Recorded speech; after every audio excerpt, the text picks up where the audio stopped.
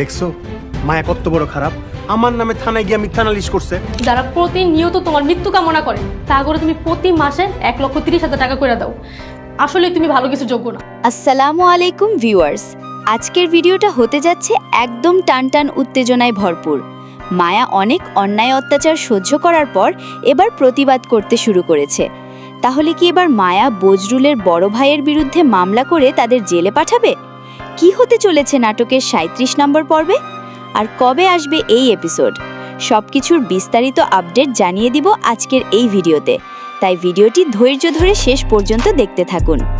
আগামী 37 নম্বর পর্বের শুরুতেই আপনারা দেখতে পারবেন মরিয়মের পরিবার মিলে রাজিয়ার ক্ষতি করার চেষ্টা করছে।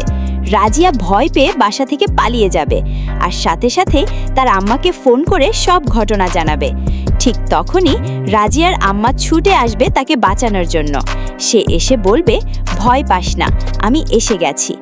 এরপর রাজিয়াকে নিয়ে বাড়িতে ফিরে যাবে এবং সব ঘটনা জামালকে খুলে বলবে। এটা শুনে জামাল ভীষণ রেগে যাবে, কারণ সে তার আম্মার কথা অন্ধভাবে বিশ্বাস করে। অন্যদিকে বজরুল মায়াকে ফোন দিয়ে অপমানজনক কথা বলতে থাকবে, কারণ তার বড় ভাই আর ভাবি সব সময় মায়ার বিরুদ্ধে ভুল বোঝাচ্ছে।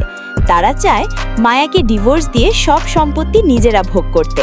কিন্তু এবার মায়াও চুপ থাকবে না, সে রেগে গিয়ে বজরুলকে জবাব দিয়ে ফোন কেটে দেবে। এরপর বজরুলের বড় ভাই মিথ্যা অভিযোগ করবে মায়া নাকি তার বিরুদ্ধে মামলা করেছে। অমনি বজরুল আরও রেগে যাবে, সে সরাসরি মায়ার কাছে যাবে জবাব নিতে।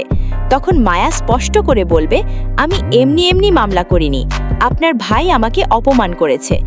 অন্যদিকে মরিয়ম জামালকে বোঝানোর চেষ্টা করবে আপনার পরিবার আপনার ক্ষতি করতে চায়, কিন্তু জামাল সেটা শুনে আরও রেগে যাবে।